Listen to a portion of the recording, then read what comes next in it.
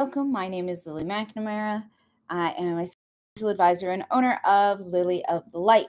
So, we are going through self care for the Advent and holiday season using the Advent calendar of my childhood. And today, the symbolism is the flower. And I love the fact that symbolism is whatever you make it.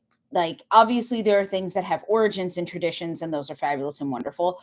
But whatever you get from something, that's what it is to you. You draw inspiration from different things, and that helps you to create the best self care for you. So, a flower may mean something to me, and that's what we're going to be discussing, but it may mean something totally different to you.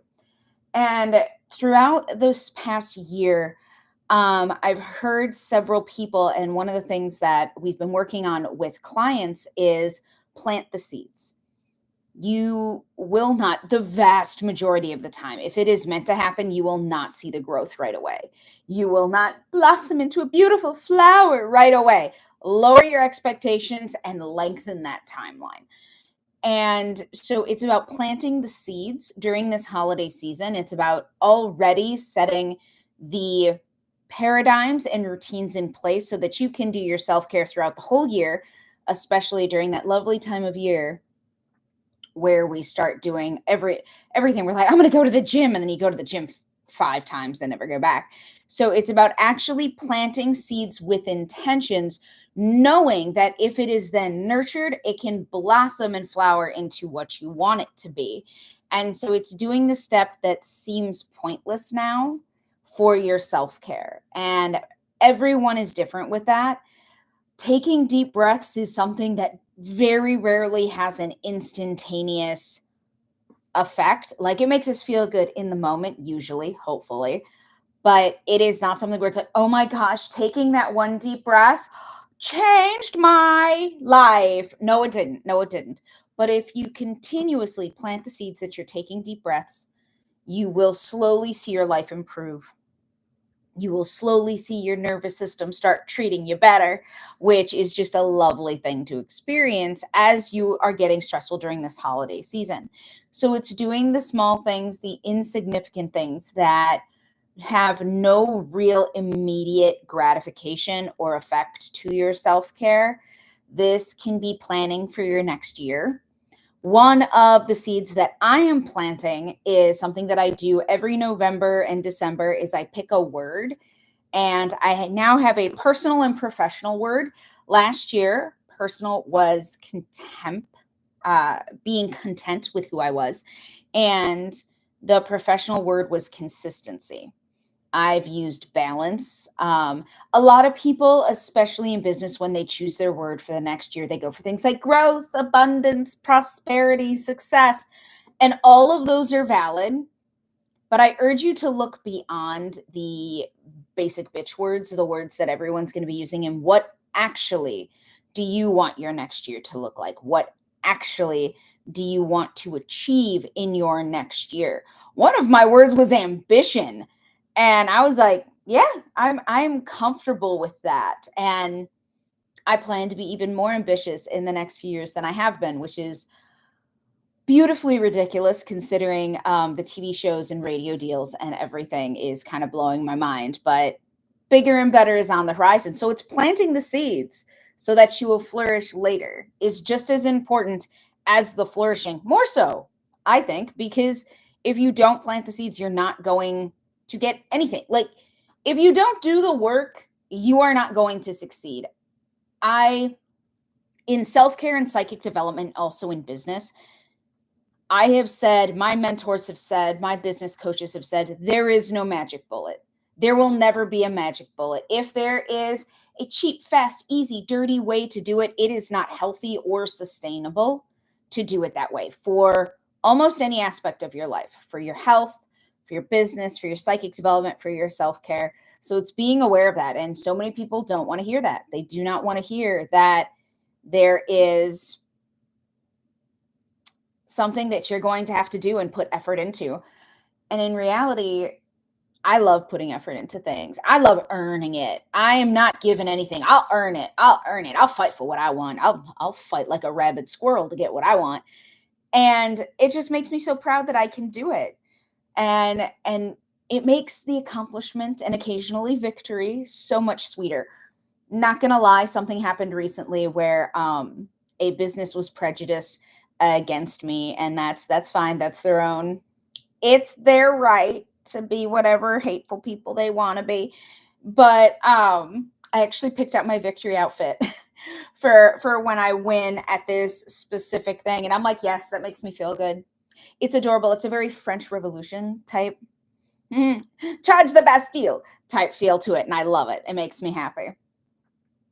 So, what seeds are you planting for this year? And what word do you want for this coming year? And I'll do another live or another video about my process of finding out what my word is for the year. And then probably another video about manifesting at some point, perhaps before the new year, perhaps not.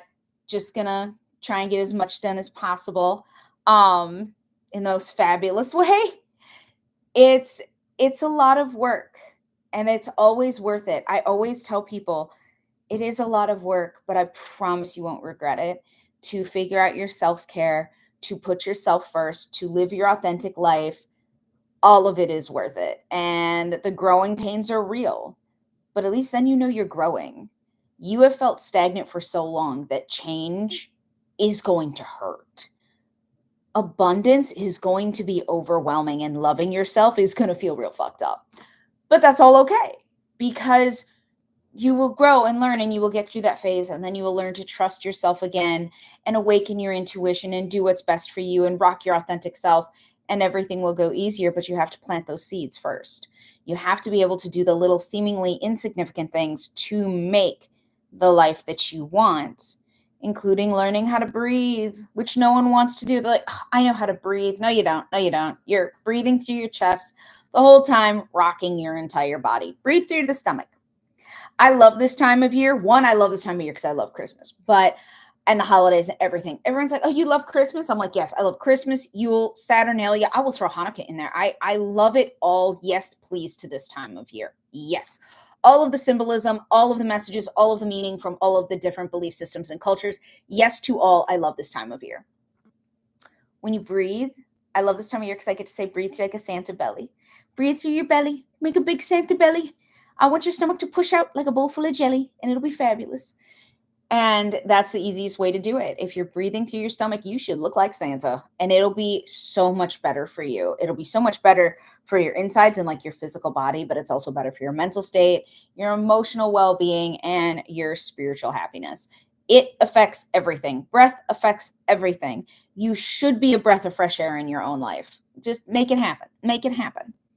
So that is the self-care for the day, is the planting the seeds to get the life that you want. It's being able to be buried in darkness and have trust in your own growing abilities and faith that you're doing exactly what you're meant to do to have the life you want, to allow yourself to grow out of soil and darkness and reach for the sky.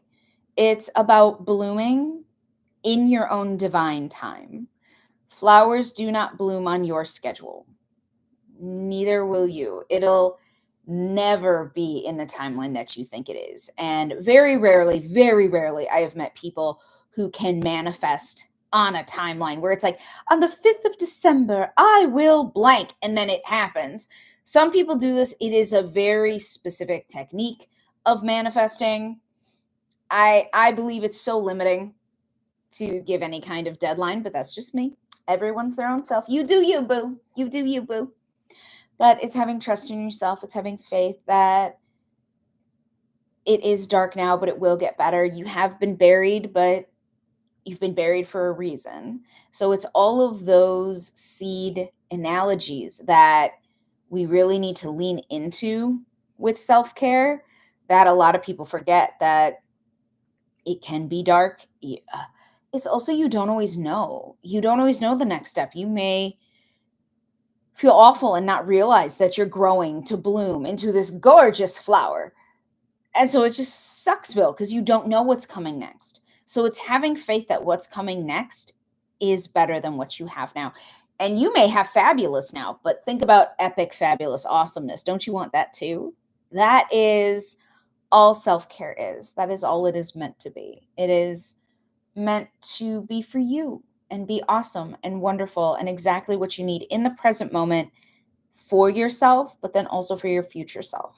So that is what I have to say about the flower symbolism about self care. And remember, if you need help planting your seeds, if you need help getting out of your own way, especially during this holiday season, the link is in the bio. Schedule a session and we will get you through this holiday season being a fabulous flower just the way you are meant to be. Go forth, rock your authentic self.